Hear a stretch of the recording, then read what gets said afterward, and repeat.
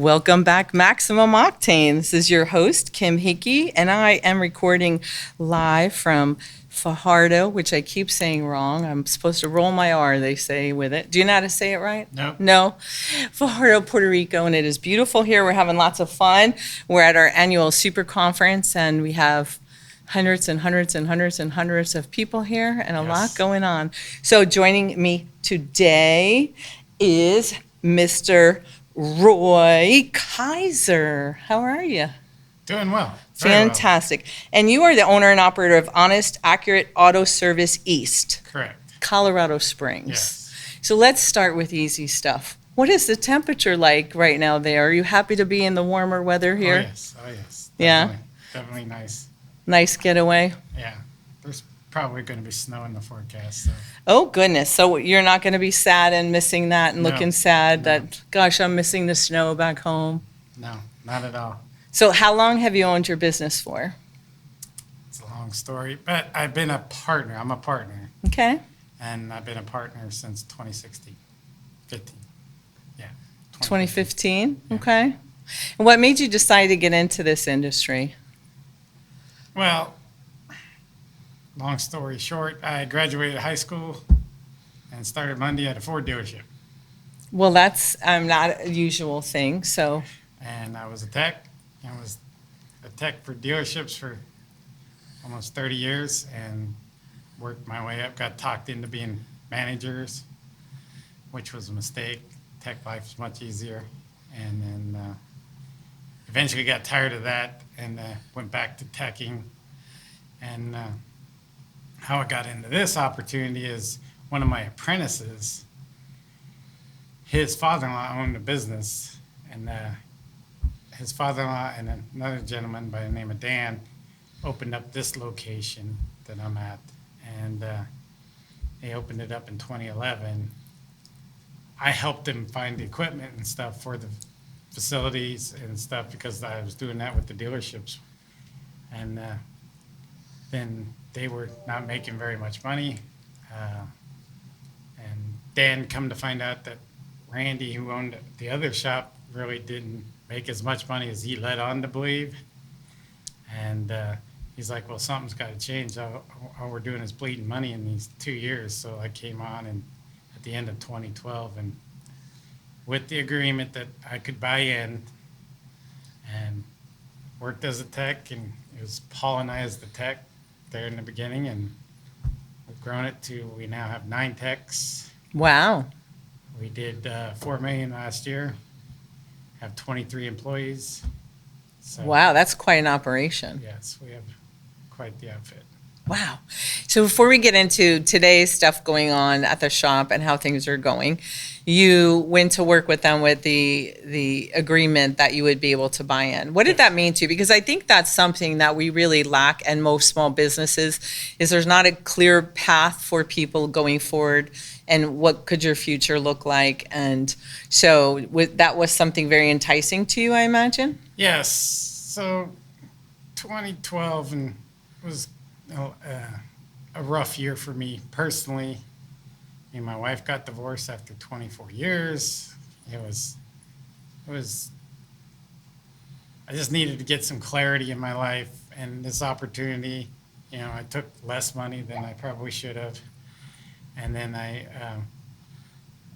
but with the agreement that I could buy in down the road. And to Dan and Randy's credit, they have done everything that it was written on paper, but it wasn't like, a whole contract, but everything that they said they would do, they've done. That's awesome. So right now I'm the one with the most shares. There will be 3 of us in the end, Paul and myself and Dan's son, Austin. That's fantastic. Yeah. Good. So do you recommend that for people in organizations when they have somebody and they have a talent that they want to make sure that they keep and that they're engaged, to offer them an opportunity like that? Yeah, if you really have a good working relationship and you feel really good about it, I think I would recommend that. I mean, I'm looking for other locations to expand, and I know that my bookkeeper, right-hand gal. I will make her partner just because I don't want to lose her. So she's on everything for me, so she keeps me in line. That's so important because so many people do not think about that and they miss it and they lose really good people because Yes. they don't know. So that's wonderful that you know that you have some talent there that you want to hold on to. Oh, definitely. So you went there, you were one of the techs and didn't have a lot. So how did you grow it now to 9 techs and all of the other stuff? How did that happen? I mean, clearly you're magic, but besides the magic No, I aspect. don't know about magic. Well, fortunately, since Paul was my apprentice, I have very high standards and workmanship level. So we do really good work. And I would say, perpetuate that. Keeping your standards so high, you come to realize that people are not going to hit your standards, but if you can get them to 80, 90%, that's better than most others, so you got to keep your standards way up here to pull them up to where you need to be. I would say that's probably the biggest thing. So do you think you have a reputation in town for your culture and that's why people want to come in and work there and you're able to attract talent? Yeah, I have a pretty deep bench. My coach, he's like, You're making my heart sing right now, talking about a bench. yes. I have like 7 techs who want to come work for me, and I have 9. And then I have 4 advisors on my list too. How did you start building that bench? Couple reputation, honestly, reputation out there, and I know people from being in the dealership world there. So reputation is the biggest thing, and then, the tool guys, they all talk and, talk to other shops, and they're like, well, if you're looking for a job, you need to go see this shop. I want to make sure everybody hears that because so many times all we hear, and even my friends that have other kind of businesses, any industry, there aren't any good people out there. I can't find help. I can't whatever. But a lot of people aren't doing what they need to first to make an attractive place for people to work. And, it's so important to have people talking about you and your employees, your internal customers, because they're almost like little mini ambassadors for you going all over. And when they're happy and raving about you when they're at training or at parties or get-togethers or bowling or whatever they do, there isn't anything more powerful than that. You can write the best ad, but if you don't have that culture and you don't have that place that everybody wants to work at, the ad doesn't do anything. And there's a big disconnect right now. Yep. People write great ads, but when you look at the shop, when you look at the tools, when you look at the pay, when you look at the benefits, and all of it doesn't match up. What are some of the things that you do there that you think makes you the place to want to go? Well, we're not flat rate.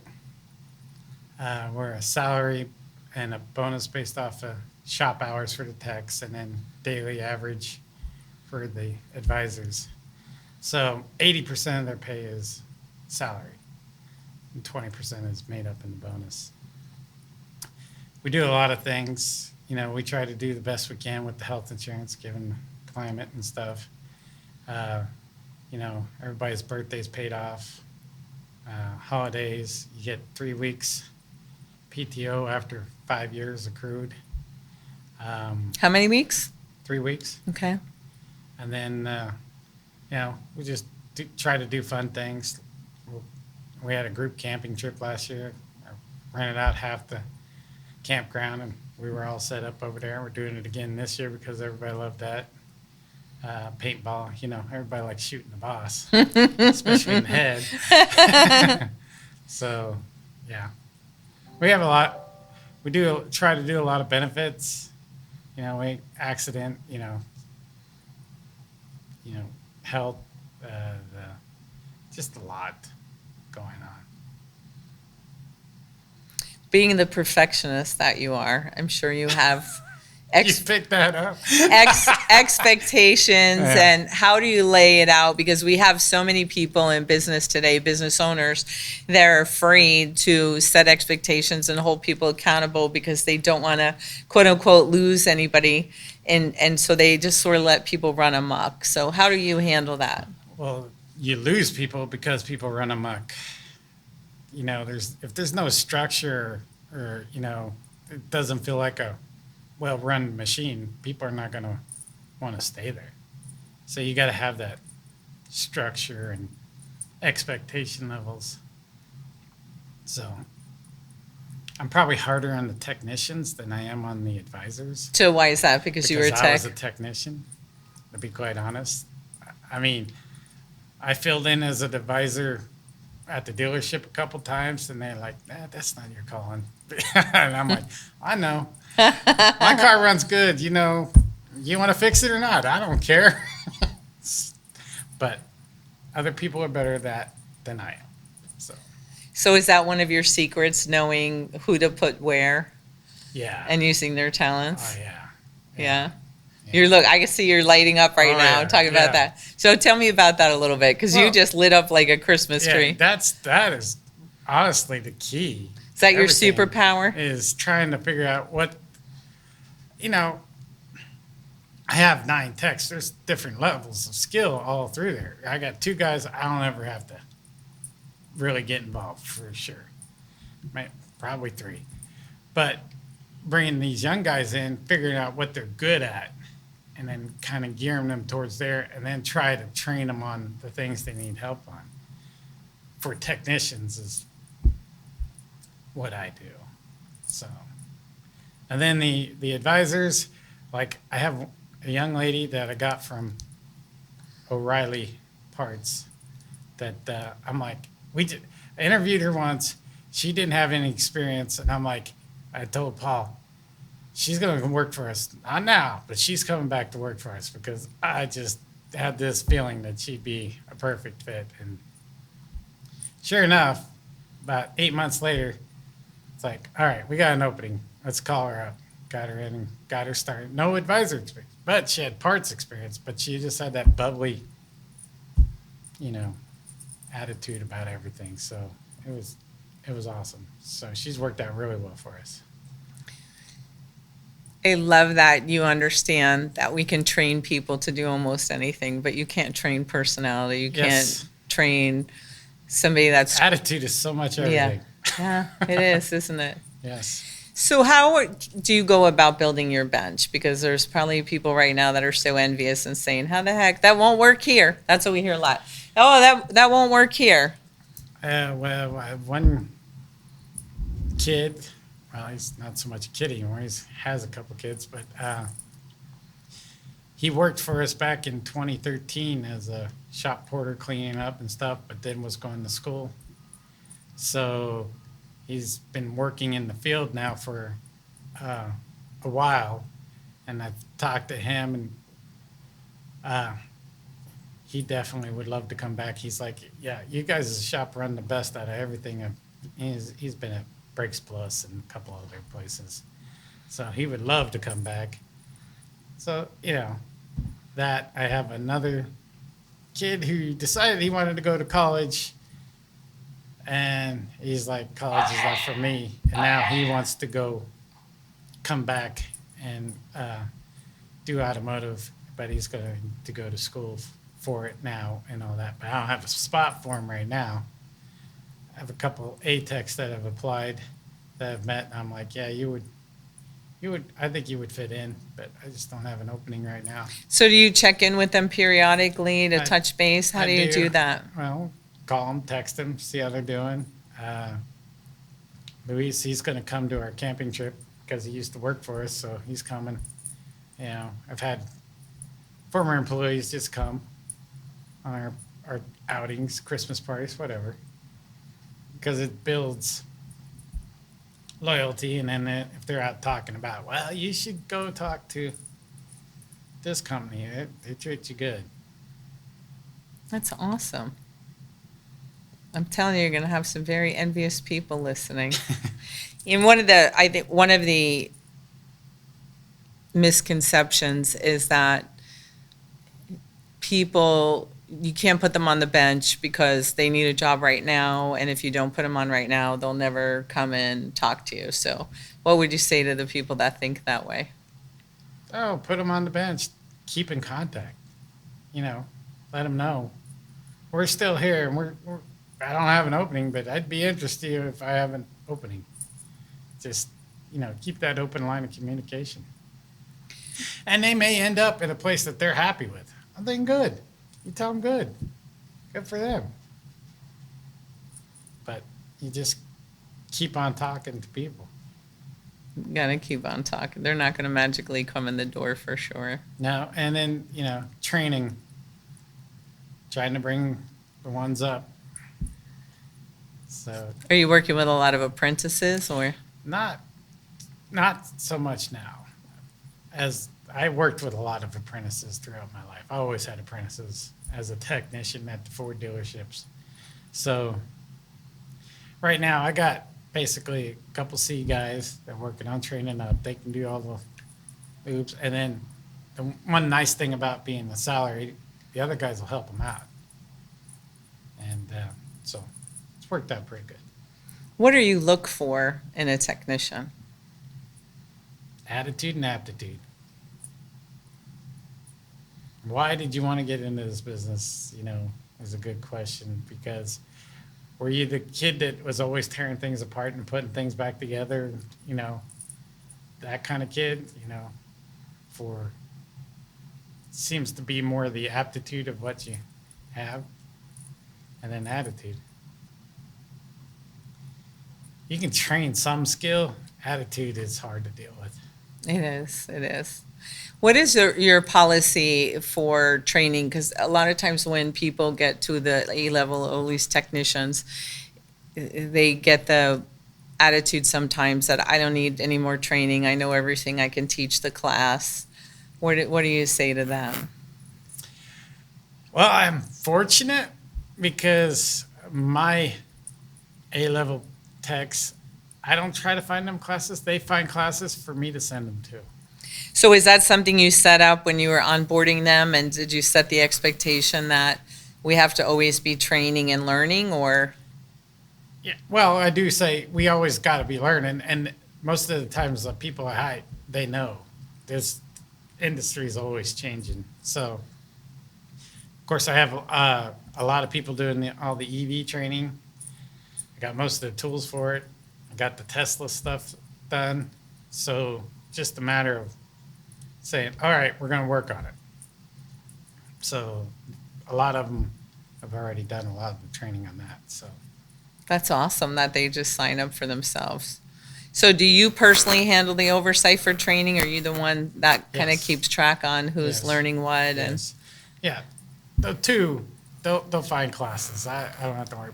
The other people, hey, you need to take this class. Yeah, go take this class. and how do you keep track of that? Honestly, this is probably bad, but I'm in my head. And then, you see what they're having struggles with, and it's like, you need this class. So What do we do? How do we get that out of your head and on a paper somewhere? well, I have used the ATI training curriculum thing Uh-huh. to try to help gauge where people are at. I'll have them go fill it out, Okay. and like, if you're good on this, just write good, until you need work, and then we'll start training you on that stuff there. Okay. Yeah. Awesome. What's one of the biggest lessons you've learned as being a business owner? A business owner? Ooh. Sometimes partnerships can be tough.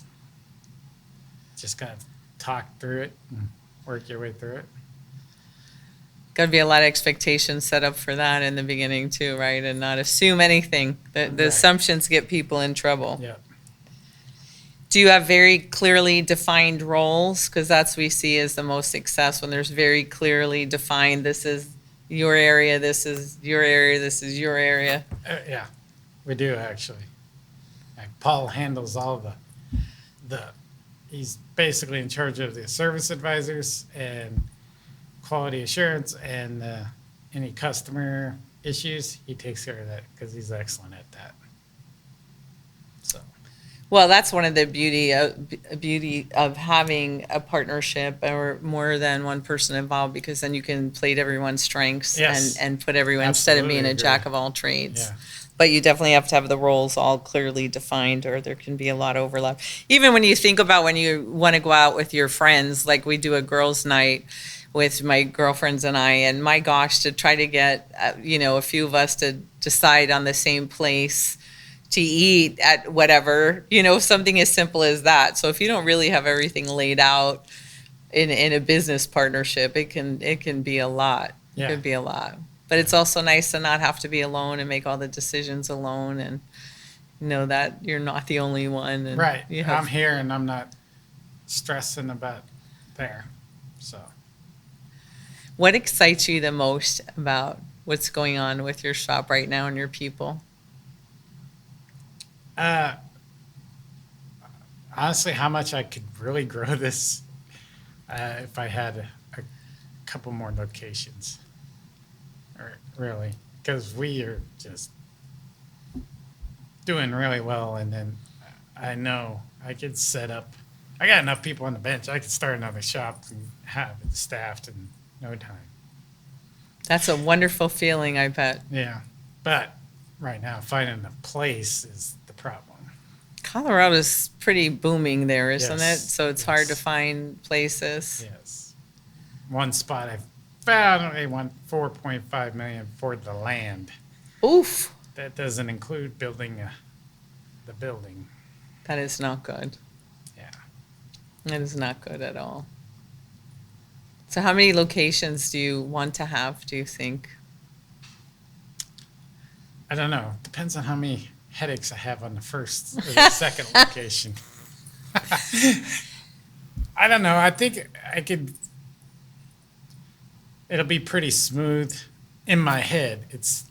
I don't think it'd be that much of a stretch to make it grow fast, and because we have customers come, 60, 70 miles away to us. They pass a lot of places to get to us. So if I can make it more convenient for them, I can be closer to there. And then our shop's pretty well at capacity as far as parking goes. It's just, Maxed out. yeah. That's very exciting. I really appreciate you taking time out to join me today. I know there's a lot going on here at this Yes. beautiful resort. So any final advice do you have for our viewers and listeners? Keep your standards high, I think. And get the rest of your people to reach to those standards. They'll never get there and realize that, but if you're pulling them up, that'll be best for you.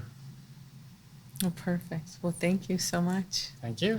And everybody, stay safe, make good choices, and stay inspired. And I will be back next week.